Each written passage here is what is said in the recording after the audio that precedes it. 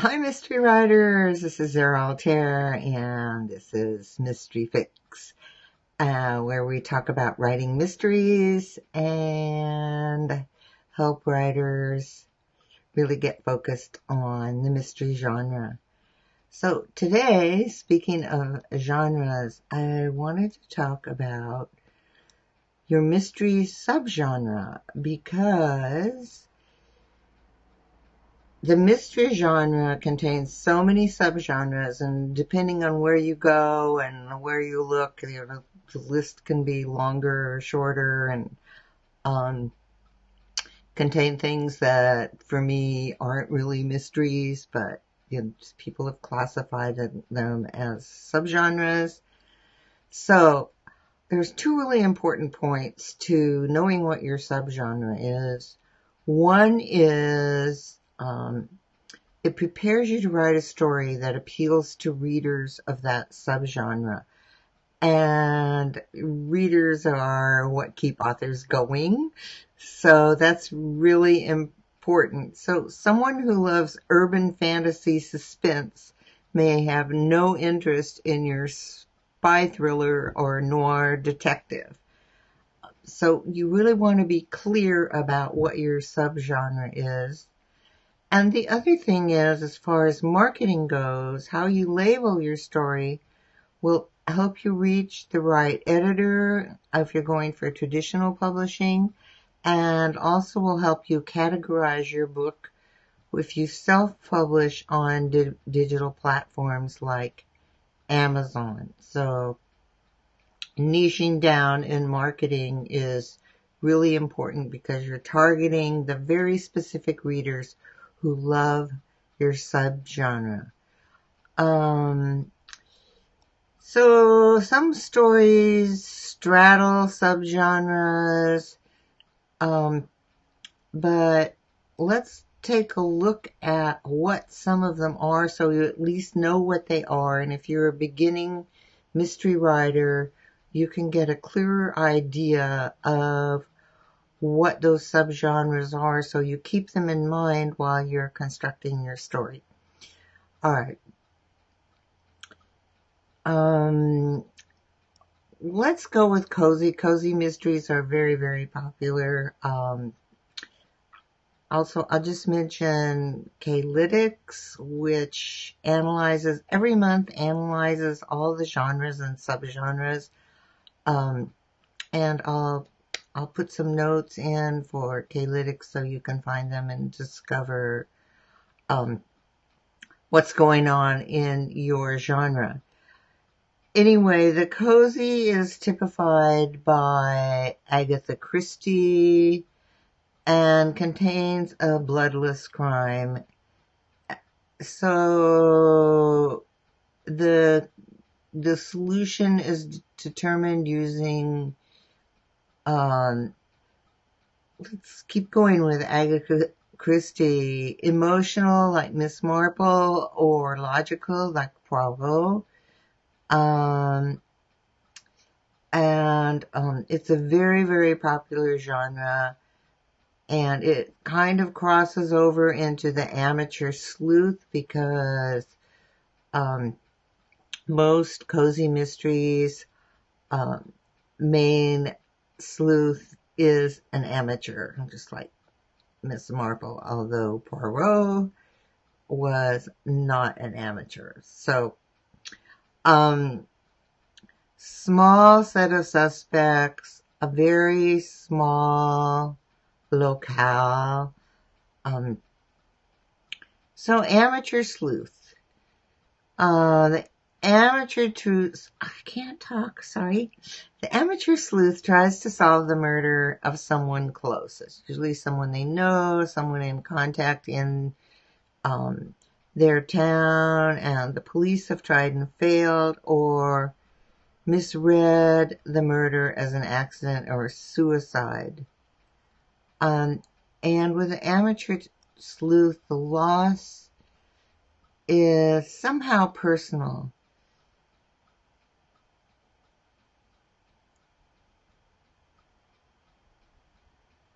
And then let's switch over to the professional sleuth.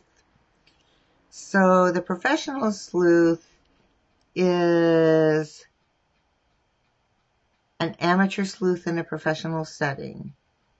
Not only there's inside information and solving the crime returns order to a cloistered environment, and amateur sleuths are often a cloistered environment, a particular place or time. Think of Dick Francis and the world of horse racing.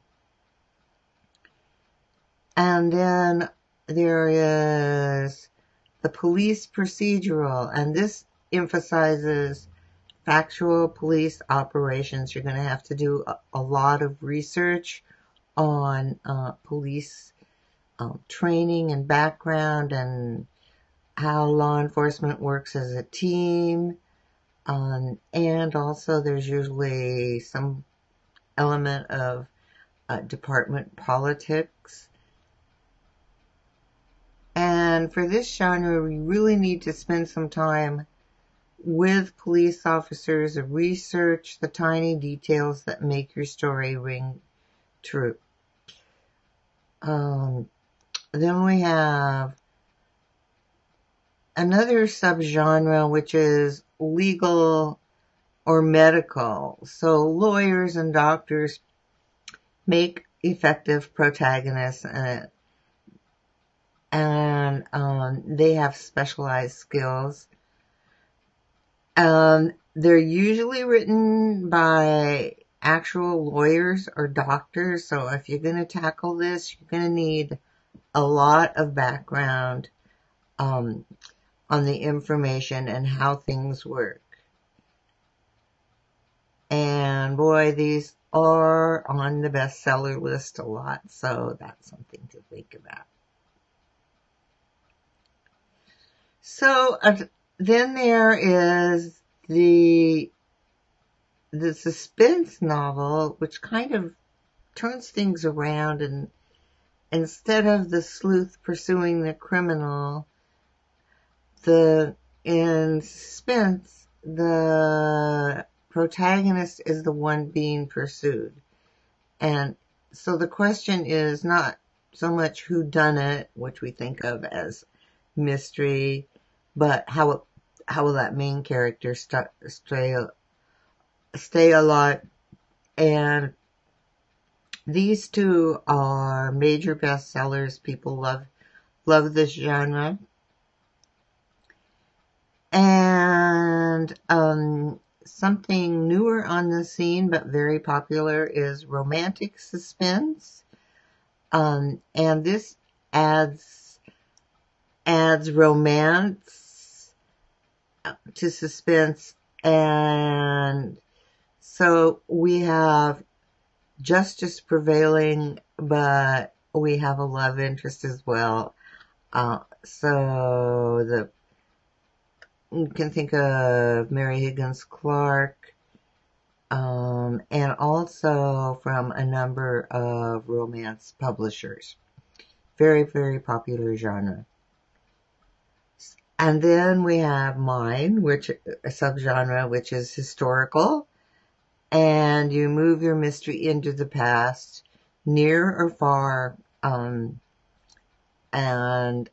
you're going to need historical details, daily activities of people in the past, culture, and all of those things. But crime has always happened, and the possibilities are limited only by your imagination and the ability to research. And research is a big part of creating historical mysteries. You need to dig in and get your background information. You're going to spend a lot more time researching than you will for a lot of other mystery subgenres. And then there are mixed genres where people combine two genres. I don't recommend this for first-time novel writers, but if you're game, you just have to be careful doing that. But it's totally possible. I know with take a mystery like Polanski's Lowtown, and I noticed on Goodreads somebody was considering reading this story, and they asked, "Is this a fantasy sword stabby stabby dragon magic book? Or are we talking diesel punk noir, or both, or neither? Tell me what this is, please." And a reader replied, "It's both and neither." So this was Polanski's first book, and he just charged right in with his main character, Warden. Um, so you have a lot of choices. But I just wanted to run through today some of the basic subgenres of mystery because it does encompass a big, wide area. And the more you know your subgenre and stay true to form for that subgenre, um, the more you're going to connect with the readers who like your book. You don't want to make it too confusing.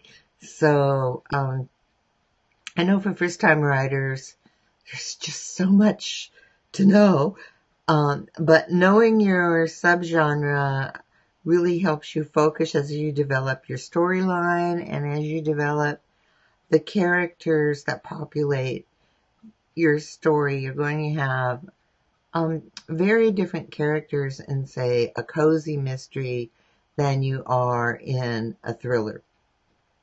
So that's today. I just wanted to run through mystery subgenres and give you a peek inside. And as always, if you have any questions, get in touch. All right. Thanks for watching Mystery Fix.